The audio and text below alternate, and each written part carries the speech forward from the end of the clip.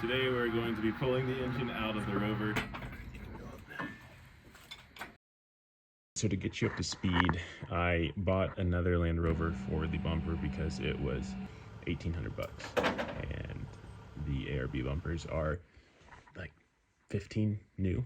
So got it for the bumper and a few other things, and then sold a bunch of parts off of it. And then I started looking into the ticking problem that I thought I had solved on the brown Land Rover.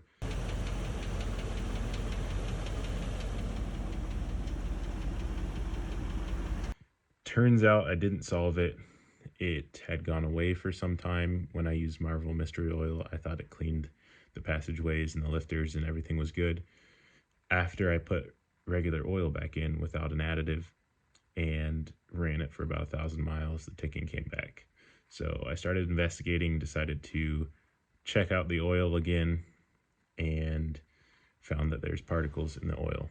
So I assumed that the cam was eating itself, the lifters, whatever, something was going on. So that's where this video kind of jumps in. There's some footage missing that I don't have. So let's get into it. You'll see what I find out and take you along for this joyous ride. I'm going to be following the Atlantic British tutorial for getting everything out of here. This came off so nicely. Looks like they had some NICs on it. Next, I'm going to get this belt off. Just going to keep in mind the routing of it. A little update on the progress. Got all the front ancillaries off of here. Very, very simple to do. Just kind of do things one at a time. Watch the Atlantic British head gasket video and they make it super easy. Honestly, just not that hard. I'm looking at my heads and they look pristine.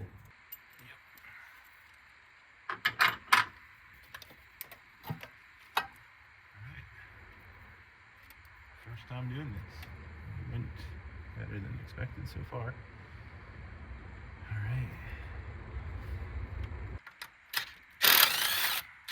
Alright, so I just kind of pulled up here and it popped out.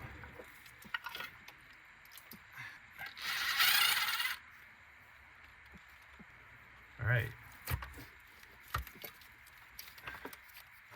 Let's get everything out of the way.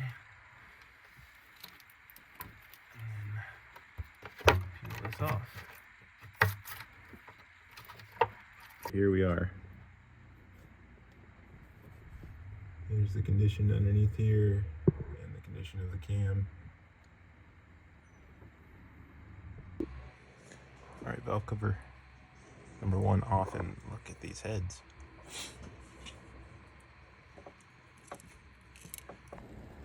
This is the problem with working outside in Seattle. You're just gonna have to work in the rain. Like you can see, got all the top end disassembled. Just got the oil pan removed. Haven't even looked at it yet. Gonna pull that out.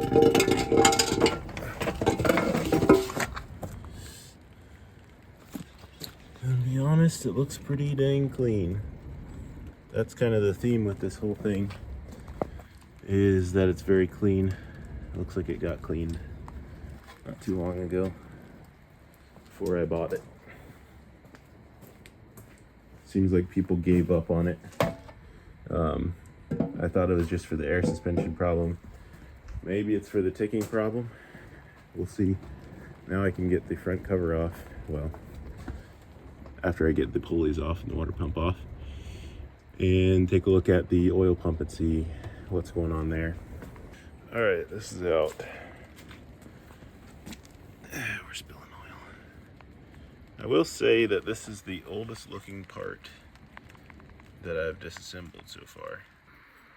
I've removed the 10mm and cracked each of these screws loose. So we're going to take them out. This is the moment of truth to see if the oil pump is cracked, which honestly I would prefer. If it's cracked, I know there's an issue. It's very obvious, and that would be why I would be getting a top end tick. So let's see what we got.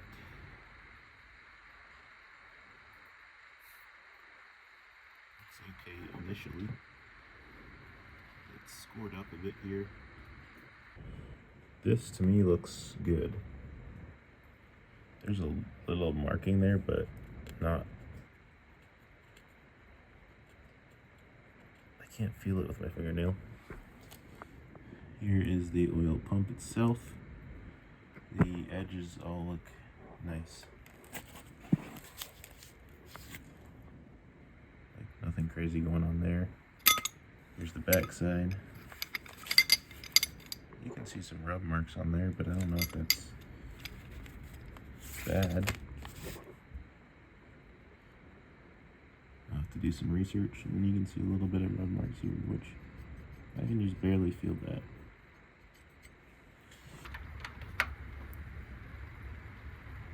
There does seem to be some grubbiness. It's a bit grubby looking. See, the front one's clean, that one's grubby, that one's grubby, and the back one is grubby. Now, moment of truth. Are the lifters terribly worn? There's the status of that one. Don't mind what I say too much. I'm just recording what I see and narrating what I think as I go along.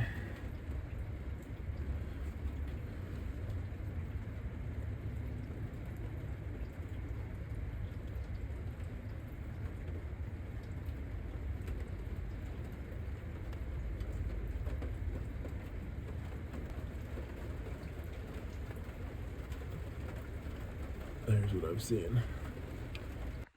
All right, so at this point, I take out the radiator and the AC condenser, whatever it's called. And you have to take those loose and then get them up out of the way enough, which is a real pain in the butt. And honestly, would have been easier to take the engine out rather than doing all that. But that's what I do. I pull the camshaft out, and this is what I find. Not so good. The camshaft bearings are shot.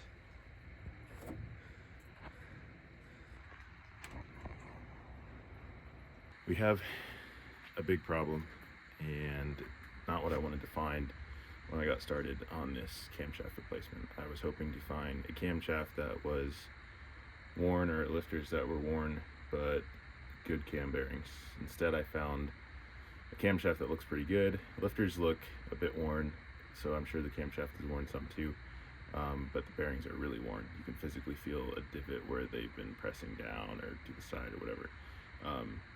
I assume most of the pressure would be down, but it seems like it's just been wobbling around in there. So that's the problem I face now.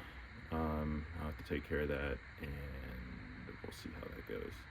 It's a whole new thing, not what I hoped for. Obviously, a lot of people would say take care of the engine before you do all this other stuff to the rover, but there is a bit of an incentive now to finish it and do it properly, because the rover's in such good condition now that I've restored everything else.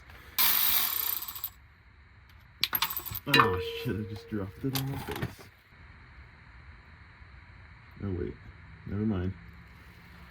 Never mind. I think I see some copper. So here's what we found. If you see this color, you know you got a problem. And it's time to replace these bearings. So, next stop is my parts rover. I'm gonna go check on that one. Oh, good thing I didn't get it dirty. Didn't mean to wear this hat. I shaved my head too, by the way. All right, so course of action now is head over to Silver Rover, take off the front cover, check and see if the camshaft bearings look okay. If they look okay, I will check the crank bearings. Actually, maybe I'll just check the crank bearings first, because I'll have to remove the radiator and stuff to get the cam out. Today we're going to be pulling the engine out of the rover. Sarah's laughing at me. We're going to be pulling the engine out of the rover, so right now I'm unhooking the torque converter underneath, and I need to turn the engine over. We're going to do that by using this.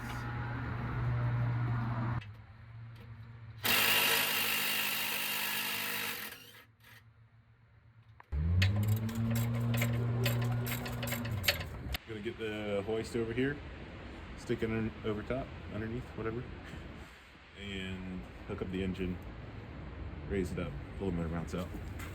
That's the next step. Yeah. Alright, so now I just need to go up some. Alright, engine's out. I'm going to put it away and take it apart a little bit more tomorrow and then drop it off to the machine shop where they're going to put new cam bearings in. We're going to get all new bearings all around and good to go. Little update on the Rover itself. We got new tail light guards put on and new tail lights that have no cracks, which is pretty sick. Got all the little bits and pieces put on here.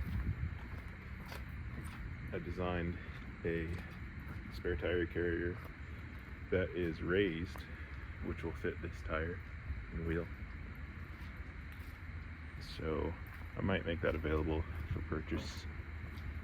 Maybe it'll help fund this this problem that we have now. But yeah, I'm just cleaning up and I'm gonna go get some food and